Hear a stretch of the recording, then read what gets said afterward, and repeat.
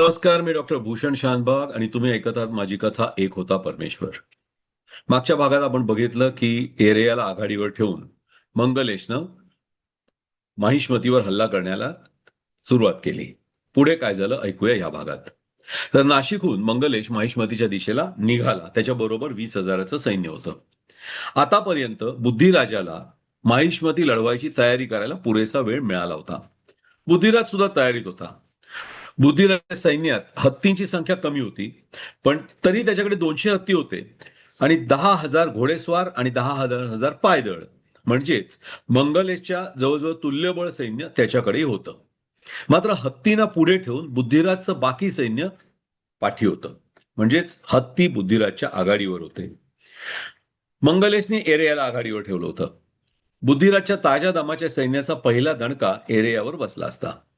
रात्री उशिरापर्यंत मंगलेशच्या डेऱ्यात खलबतं चालू होती. मग मंगलेशने एरियाला सांगितलं, एरेय, तुला आघाडी सांभाळायची आहे. इथलं तुझं काम संपलेलं आहे. तू पुढे हो आणि तुझ्या सैन्याला आवश्यक त्या सूचना दे. मंगलेशला प्रणाम करून एरेय तिथून निघून गेला. रात्र झाली. एरेय विश्रांती घेत असताना त्याला पहारेकऱ्यांचे आवाज ऐकू आले. तो तंबूच्या बाहेर येत असतानाच एक पहारेकरी धावत त्याच्याकडे आला. काय झालं रे? सरकार, कोणीतरी माणूस कांबळं पांघरून इकडे येत होता. आम्ही धरलाय, पण कांबळं काढू देत नाही. तो तुम्हाला ताबडतोब भेटाय पाहिजे म्हणतोय. कोण आहे बघायला एरिया त्याच्याबरोबर गेला. तिथे गेल्याबरोबर तो माणूस म्हणाला, सरकार, मी आहे. त्याचा आवाज ओळखून एरियानं पहारेकऱ्यांना बाजूला व्हायला सांगितलं. तो त्या माणसाला घेऊन आपल्या तंबूत गेला. तंबूची कनात खाली गेली. पुरंजय आणि यावेळी आणि असा? सरकार, तुम्हाला इथे पाठवून दिल्यावर राजेसाहेबांनी आम्हाला आदेश दिले. तुमच्या सेनेवर हल्ला झाला तर जोवर तुम्ही मारले जात नाही किंवा मागे हटत नाही, तोवर आम्ही कोणी पुढे व्हायचं नाहीये. मला हे काही ठीक वाटलं नाही, म्हणून मी जीव धोक्यात घालून तुम्हाला सावध करायला आलो. पण बहुधा तुम्ही या हल्ल्यात सुखरूप राहू नये असा विचार असावा. पण काका असं का करतील? एरियानं विचारलं. ते मला माहित नाही सरकार. तुम्ही मागच्या वेळी तुमचा जीव धोक्यात घालून मला वाचवलं, म्हणून यावेळी मी तुम्हाला सावध करायला आलो. काळजी घ्या. इतकं बोलून पुरंजयनं पुन्हा कांबळं पांघरलं आणि तो अंधारात दिसेनासा झाला. एरियाला कळेना काकांना त्याचा घात कशासाठी करायचा होता. पण पुरंजयनं इतका धोका पत्करून आपल्याला सावध केलं म्हणजे खरोखरच काकांचा इरादा ठीक नसावा. पुरंजय त्याला येऊन भेटल्याचं जर मंगलेशला कळलं असतं तर पुरंजयचा दारुण वध निश्चित होता. तरीही त्यांनी धोका पत्करला होता. म्हणजे बाब नक्कीच गंभीर होती. काय करायचं? बुद्धिराजच्या 20,000 सैन्यापुढे एरियाचे 1,000 आणि प्रसन्न पुष्यमित्राचे मिळून 1,000, 2,000 सैन्य नक्कीच पुरेसं नव्हतं. अधिक सैन्य कसं मिळवायचं? एरियानं परत एकदा विचार केला. जर मंगलेशला आपला बळीच घ्यायचा असेल तर तो आणखी सैन्य नक्कीच देणार नाही, हे एरियाला पक्क माहीत होतं. अगदी बळी जाईपर्यंत थांबला नाही तरी आपल्याला पराभव पत्करायला लागला तरी मंगलेशचंच पारडं जड झालं असतं. त्यातून त्याच्या मागे सुंदरवर्मनच होता. म्हणजे तातडीची मदत लागली असती तर कदाचित तीही दिली गेली नसती. एरियाच्या लक्षात गोष्टी येत होत्या. म्हणजे पुढून बुद्धिराज हल्ला करणार आणि पाठीमागून सुंदरवर्मन साथ न देण्याची शक्यता जास्त. जे करायचं ते अपुऱ्या सैन्यानिशी त्यालाच करायचं होतं. एरियाला एक कल्पना सुचली. त्यानं ताबडतोब प्रसन्न आणि पुष्यमित्र यांना बोलावून घेतलं आणि त्याचबरोबर धान्य कोठाराची व्यवस्था बघणाऱ्या व्यंकटय्याला बोलवलं. अशा 8 रात्री बोलवल्यामुळे सगळेच आश्चर्यात होते. एरियानं व्यंकटय्याला विचारलं, तुझ्याकडे धान्याची रिकामी पोती किती आहेत? पाहायला लागतील सरकार, रिकाम्या पोत्याचा कोण हिशोब ठेवणार? तरी साधारण किती असतील? 500-700 सहज असतील. ठीक आहे, माझ्या 50 माणसांना घेऊन जा.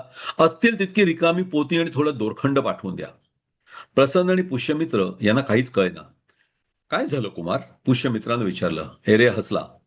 आपण हे युद्ध सैन्याशिवायच जिंकावं अशी काकांची इच्छा आहे. मग आपण सैन्याशिवाय जिंकायला हवं नाही का? म्हणजे उद्या सकाळी आपल्याला बुद्धिराजवर चढाई करायची आहे, पण जरा वेगळ्या पद्धतीनं. इथून बुद्धिराजचं सैन्य 2 कोस दूर आहे, पण मध्ये सगळी मोकळी जमीन आहे. प्रसन्न, तू माझ्या डावीकडे राहायचं. पुष्यमित्र, तू उजवीकडे. सैनिकांना त्यांच्या मधलं अंतर नेहमीपेक्षा थोडं जास्त ठेवायला सांगायचं. या सैनिकांनी प्रत्येक घोड्याच्या मागे दोरानं बांधलेलं पोतं फरफटत न्यायचं. खूप धूळ उडाली पाहिजे. किती सैन्य प्रत्यक्षात चालून येतंय याचा अंदाज बुद्धिराजला येता कामा नये. पोती बांधलेली घोडी शक्यतो मागे ठेवायची, म्हणजे घोड्यांना धुळीचा त्रास कमी होईल. तरीही सैनिकांना त्यांच्या घोड्याचा पाय दुसऱ्या घोड्याच्या पोत्यावर पडत नाही हे बघायला सांगायचं. त्यांच्या घोडेस्वारीतल्या कौशल्यावर आपला विजय अवलंबून आहे. सकाळ होईपर्यंत दोरानं बांधलेली 700-800 पोती घोड्याच्या जिनांना बांधून मागे जमिनीवर सोडून दिली गेली होती. एरियानं खून करताच सगळे बुद्धिराजच्या दिशेनं दौडत निघाले. टापांच्या बरोबर प्रचंड धुळीचे लोट उठत होते. घोड्यांनाही निश्चित त्याचा त्रास होत होता. पण दौडत येणाऱ्या 2000 स्वारांच्या मागे इतकी धूळ उडत होती की नेमकं किती सैन्य आपल्यावर चालून येत आहे याचा अंदाजच बुद्धिराजला येईना. इतक्यात एरियानं खूण केली. पुष्यमित्र आणि प्रसन्न त्याच्यापासून लांब सरकले. धूळ सगळीकडे पसरू लागली. एरियाचं नशीबही जोरदार होतं. वारा त्याच्या पाठीमागून बुद्धिराजच्या सेनेच्या दिशेनं वाहत होता. घोड्यांनी उडवलेली धूळ त्या वाऱ्यामुळे वेगानं बुद्धिराजच्या हत्ती पथकाकडे वाहू लागली. हत्तीच्या जवळ आल्यावर अचानक एरेय, प्रसन्न आणि पुष्यमित्र हत्तींना बगल देऊन दोन्ही बाजूना हटले आणि हत्तींना वळसा घालत मागच्या घोडदळाच्या दोन्ही बगलांवर त्यांनी हल्ला केला. डोळ्यात शिरणाऱ्या आणि सोंडामध्ये भरणाऱ्या धुळीमुळे हत्ती बावचळले. हल्ल्याला पुढे येण्याऐवजी ते मागे वळले. आपल्याच घोडदळाच्या दिशेला धावायला लागले. मार्गात येईल त्याला तुडवू लागले. धुळीचे लोट दोन्ही बाजूनी उठतच होते. पण अंगावर येणारे हत्ती पाहून बुद्धिराजच्या घोडदळाचाही धीर सुटला. बुद्धिराजची सेना सैरावैरा पळू लागली. किती मोठ्या सैन्यानं आपल्यावर हल्ला केला याचा अंदाज सुद्धा न आल्यामुळे घाबरू लागली. मंगेलेशच्या अपेक्षेच्या उलट एरेय विजयी होत असल्याचं पाहून त्यानं आपल्या सैन्याला बुद्धिराजाचा पाठलाग करायचा आदेश दिला. मंगलेशचं सैन्य मोकळ्या झालेल्या भागात पुढे येऊ लागलं. हे पाहून बुद्धिराजनं माघार घेण्याचा वेग वाढवला. दुपार होईपर्यंत बुद्धिराजला कैक कोस मागे रेटलं गेलं. शेवटी नाईलाज होऊन त्यानं आपला हत्ती माहिष्मतीच्या दिशेला वळवला. एरियाच्या 1000 आणि प्रसन्न पुष्यमित्राचे मिळून 1000 या 2000 सैन्यानं समोरासमोरच्या लढाईत 20,000 हरवलं होतं. या 2000पैकी 30-35 लोक लढाईत कामी आले होते. पण बुद्धिराजच्या सैन्याची प्रचंड हानी झाली होती. त्याच्याच हत्तीच्या पायाखाली येऊन शेकडो घोडे आणि घोडेस्वार गतप्राण झाले होते किंवा पुन्हा लढू शकणार नाहीत इतके जायबंदी झाले होते. सैरावैरा धावताना पडलेल्या हत्तींचे पाय मोडले होते. ते उठू शकत नव्हते. ते लढाईसाठी कायमचे निरुपयोगी झाले होते. नेमका किती सैन्याचा हल्ला आपल्यावर झाला होता हे बुद्धिराजला कधीच कळलं नाही. 3 दिवसाच्या आतच माघारी पळणारा बुद्धिराज माहिष्मतीमध्ये शिरून दरवाजे बंद करून बसला. पाठोपाठ दौडत येणाऱ्या मंगलेशच्या सैन्यानं नगराला वेढा दिला. 20,000 सैन्य घेऊन निघालेला कलचुरी सम्राट बुद्धिराज केवळ 2,000 सैन्यापुढे पराभूत झाला होता. मात्र या विजयामुळे एरियाकडे लहान म्हणून पाहण्याचा मंगलेशच्या सरदारांचा विचार पूर्णपणे बदलला. अशक्यप्राय विजय त्यानं कमीत कमी नुकसान होऊ देऊन मिळवून दाखवला होता. सर्व सैनिक, सेनानायक आणि सरदार आता त्याच्याकडे आदरानं पाहू लागले होते. आणि हेच मंगलेशला रुचत नव्हतं. शेवटी बुद्धिराजकडून संधी प्रस्ताव घेऊन वकील आला. त्याला मंगलेशच्या समोर आणलं गेलं. नमस्कार करून तो उभा राहिला. त्याला एका बाजूला उभं करून ठेवलं गेलं. मंगलेश इतर लहान सहान गोष्टी बघत राहिला. वकील बिचारा एका पायावरून दुसऱ्या पायावर भार टाकत काय चाललंय पाहत होता. बऱ्याच वेळानंतर त्याला मंगलेश बरोबर बोलायची संधी मिळाली. तोपर्यंत त्याच्या संयमाची परमावधी झाली होती. बोला, मंगलेशनं त्याच्याकडे वळून म्हटलं. वकिलानं त्याच्या मागे उभ्या असलेल्या सेवकांना खूण केली. जड जवाहिरानं ओसंडून वाहत असलेली 10 तबकं घेऊन ते मंगलेशच्या पुढे झाले. तबकांवरची तलम वस्त्र हटवतात चमचणाऱ्या दागिन्यांचं दर्शन झालं. त्याच्यावरून नजर हटत नव्हती. मंगलेशनं मानेनच ती तबकं बाजूला करायची खूण केली. वकिलाकडे पाहिलं. वकील बोलू लागला. प्रणाम महाराज, मी महाराज बुद्धिराज ह्याच्याकडून. कोण महाराज? इथे महाराज एकच आहे, मंगलेश कडाडला. क्षमा असावी महाराज, मी माझे धनी राजा बुद्धिराज यांच्या वतीनं संधी प्रस्ताव घेऊन आलोय. प्रस्ताव काय? आपण माहिष्मतीला घातलेला वेढा उठवून परत नर्मदेच्या दक्षिण तीरावर निघून जावं. त्याच्या बदल्यात नर्मदेच्या दक्षिण तीरावरचं राज्य आपलं असण्याला माझे राजे बुद्धिराज हे मान्यता देतील. नर्मदेचा दक्षिण आणि उत्तर दोन्ही किनारे सध्या माझ्या ताब्यात आहे. ते तुझा राजा विसरलेला दिसतोय. वकिलाला काय बोलावं हे कळेना. काहीही करून माहिष्मतीच्या गळ्याभोवतीचा फास सैल करायला त्याला बुद्धिराजानं सांगितलं होतं. वाटाघाटी झाल्या. वकिलाला मंगलेशनं आपल्या छावणीत थांबवून घेतलं. रात्री मंगलेशनं आपल्या सल्लागारांबरोबर विचार विमर्श केला. विश्वासनं बोलण्याची परवानगी मागितली. महाराज, परवानगी असेल तर मी काही मुद्दे आपल्या पुढ्यात मांडू इच्छितो. बोल विश्वास, मंगलेश म्हणाला. आपण बदामीहून निघून बराच काळ झालाय. यापूर्वी क्वचितच एखादी मोहीम इतका दीर्घ काळ आणि इतकं लांब अंतर चालली असेल. सततच्या युद्धामुळे सेना थकलेली आहे. त्यांना घरची ओढ सुद्धा वाटू लागली आहे. त्याचबरोबर कालच आलेल्या हरकाऱ्यानं पुष्यभूतींची सेना कलचुरींच्या मदतीसाठी राजधानी कान्य कुबजावून निघाल्याची बातमी आणली आहे. संधी प्रस्ताव कलचुरींकडून आलेला असल्यानं आपण आपल्या बाजूचा संधी मान्य करून घेऊ शकतो. अशा वेळेला वेढा चालवत राहण्यापेक्षा आपण आलेला संधी प्रस्ताव आपल्या बाजूचा करून स्वीकारावा, पण पूर्णपणे ठोकरून लावू नये असं मला वाटतं. हा संधी प्रस्ताव आहे त्या स्वरूपात आपल्याला मान्य नसून, जर आपल्या प्रस्तावाला मान्यता मिळाली तरच आपण संधी करायला तयार आहोत अशा अर्थाचं एक पत्र तयार करून ते कलचुरींकडे पाठवायचं ठरलं. त्यानंतर आपल्या मागण्या लिहिलेलं एक पत्र मंगलेशनं तयार केलं. विश्वास बरोबर बसून त्यातल्या कुठल्या मागण्या सोडून द्यायच्या आणि कुठल्यांवर ठाम राहायचं हे निश्चित केलं गेलं. ते पत्र बरोबर देऊन कलचुरींच्या वकिलासह विश्वास चालुक्यांचा वकील म्हणून कलचुरींकडे गेला. विश्वास जाऊन बुद्धिराजाला भेटला. मंगलेशच्या सर्वच अटी बुद्धिराजला मान्य होणाऱ्या नव्हत्या. त्याच्यावर थोड्या वाटाघाटी झाल्या आणि शेवटी बुद्धिराजानं मान्य केलेला तहाचा मसुदा घेऊन विश्वास माघारी आला. पावसाळा नजीक येत होता. मंगलेशनं हा नवा संधी प्रस्ताव मान्य केला. या प्रस्तावानुसार कलचुरींचा नर्मदेच्या दक्षिणेकडचा सगळा आणि उत्तरेकडचा काही प्रदेश चालुक्यांच्या राज्याला जोडला गेला. माहिष्मतींची राजकन्या शिवगौरी सुंदरवर्मनला दिली गेली. स्वारीच्या खर्चापोटी बुद्धिराजानं 5 लाख सुवर्ण मुद्रांची खंडणी मंगलेशला दिली. यानंतर आपलं सैन्य घेऊन मंगलेश माघारी बदामीच्या दिशेला जायला वळला. बदामीला जायला निघाल्यावर मात्र आजवर थकलेल्या सैन्याला एक मनाची उभारी वाटू लागली. इतके दिवस कुटुंबियांपासून दूर राहिलेले सैनिक आता उतावळे झाले. पावलं झपाझप पडू लागली. पायदळ मागं पडायला लागलं. त्यांनी लवकर पुढे चालावं म्हणून घोडदळामधले लोक त्यांना जरा जास्त लांबीचे पल्ले एका दिवसात पार करायचा आग्रह करू लागले.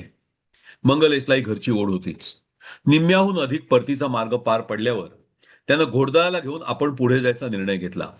उरलेलं पायदळ बरोबर घेऊन यायला एरेयाला नेमलं. तुला काय घरी जाऊन बायकोला भेटायची घाई नाहीये, तू पायदळाला बरोबर घेऊन ये. मंगलेशनं एरेयाला कामगिरी दिली. पण पायदळाबरोबर येणारा एरेय त्यांच्यात मिसळून कसा राहतोय, त्यांच्याशी किती जवळीकीचे संबंध प्रस्थापित करतोय हे बघायला मंगलेश तिथे थांबला नाही. तो घोडदळा समवेत वेगानं बदामीच्या दिशेला चालू पडला. बदामीला पोचल्यावर एक दिवस मंगलेश आपल्या महालात बसला होता. 2 दासी पाय चेपीत होत्या. इतक्यात तिथे रत्नमाला आली. तिच्या मागे आणखी एक दासी होती. तिच्या हातात एका तबकात 2 पेले होते. अरे वा, काय घेऊन आलात राणीसाहेब? मंगलेशनं विचारलं. सरबत आहे वाळ्याचं, तुम्हाला आवडतं म्हणून घेऊन आले. तिने एक पेला उचलून मंगलेशच्या हातात दिला. तुम्ही पण घ्या ना, मंगलेश म्हणाला. नाही, मी तुमच्याचसाठी आणलेत 2 पेले. मला नाही सोसत वाळ्याचं सरबत, लगेच सर्दी धरते, रत्नमाला म्हणाली. बोलता बोलता रत्नमालेनं मानेनच दासीना खूण केली. तिन्ही दासी महालाबाहेर निघून जाऊ लागल्या. इतक्यात मंगलेशनं एका दासीला हाक मारली. कस्तुरी. जी म्हणत कस्तुरी वळली. त्या तिथे एक छोटी संदूक ठेवली आहे, ती दे जरा इकडे. मंगलेशनं एका कोनाड्याकडे बोट दाखवलं. तिथली एक छोटी लाकडी पेटी उचलून कस्तुरीनं त्याच्याकडे पाहिलं. हा तीच म्हणत मंगलेशनं पेटी घेण्यासाठी हात पुढे केला. पेटी त्याच्या हातात देऊन कस्तुरी महालाबाहेर निघून गेली. घ्या राणीसाहेब, तुमच्यासाठी खास भेट आणली आहे, म्हणत मंगलेशनं ती पेटी रत्नमालेच्या हाती दिली. उत्सुकतेनं रत्नमालेनं संदूक उघडली. आतमध्ये खास महिष्मती थाटाचा रत्नहार होता. हिरे आणि माडकं जळवलेला तो सुवर्णहार खिडकीतून येणाऱ्या उन्हाच्या तिरिपेत लखलखत होता. तो हार पाहून रत्नमालेचे डोळेही तसेच लखलखले. पण वर करणी आपली खुशी तिनं दिसू दिली नाही. छानच आहे हार, पण एक सांगू का? सांग. यापेक्षा मूल्यवान आणि मला जास्त आवडेल असं काहीतरी तुम्ही मला इथे बसल्या बसल्या देऊ शकताय. काय? सुंदरवर्मनला युवराज घोषित करा. सैन्याचा एक मोठा भाग तो सांभाळतोय. प्रत्येक विजयात त्याचा हातभार आहेच. युवराजपद असं लटकत ठेवण्यापेक्षा सुंदरला युवराज जाहीर करा. मंगलेश क्षणभर विचारात पडला. रत्नमालेच्या मागणीत अयोग्य म्हणावंसं काहीच नव्हतं. रत्नमाला जवळ आली आणि मंगलेशच्या गळ्याभोवती आपला हात टाकला. या हारापेक्षा त्याच्यामुळे मला जास्त समाधान मिळेल. रत्नमालेनं आणखी एक पीळ घट्ट केला. बघूया, करू काहीतरी, मंगलेश म्हणाला. मग रत्नमालेनं दुसरं अस्त्र काढलं. ती फुरंगटली. दरवेळी असंच बोलून तुम्ही विषय टाळता. तुम्ही सुंदरला युवराज करत नसाल तर मला हारही नकोय. मंगलेशनं दिलेलं इतकी मूल्यवान भेट नाकारण्याचा तिचा अजिबात हेतू नव्हता. पण मंगलेशला कसं हाताळायचं ते तिला पक्क ठाऊक होतं. ठीक आहे, ठीक आहे, मी करतो काहीतरी. असं नाही, मला नक्की सांगा, सुंदरला युवराज कधी करताय? येत्या 1 वर्षात मी नक्की सुंदरला युवराज करीन, मग तर झालं. रत्नमाला खुदकन हसली. संधी साधत मंगलेशनं तिला जवळ घेतलं. एरे एव्हाना 15-16 वर्षाचा झाला होता. लवकरच सेंद्रक राज सेनानंद याच्याकडून एरे याचा प्रस्ताव आला. सेनानंद हा महाराणी श्रुतिकाचा भाऊ, एरे याचा मामा. त्याची कन्या श्रुतकीर्ती हिचा विवाह एरेया बरोबर करून देण्यासाठी प्रस्ताव आला होता. आते मामे भावंडात विवाह होणं हे काही नवीन नव्हतं. श्रुतिकानं वासंतिकेस बरोबर बोलून हा विवाह करण्याचं नक्की केलं. मग दोघी मंगलेशला भेटायला गेल्या. या वहिनी म्हणत मंगलेशनं त्यांचं स्वागत केलं. प्रणाम महाराज म्हणत दोघींनी प्रणाम केला. एक विनंती करायची होती.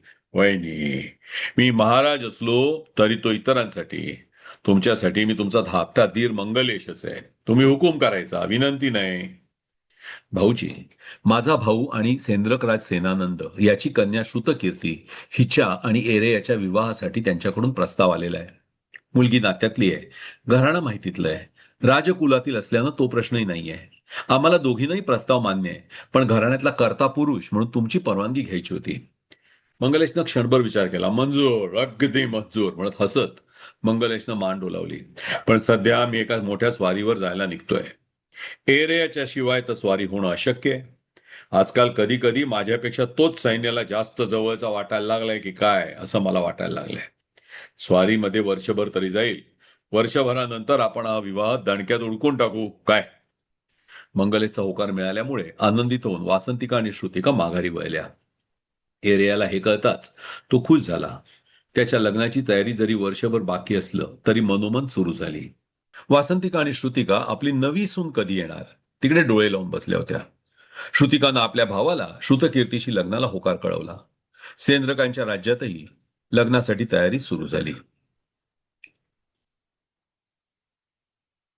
पुढची गोष्ट ऐकूया पुढच्या भागामध्ये. ऐकत राहा. एक होता परमेश्वर.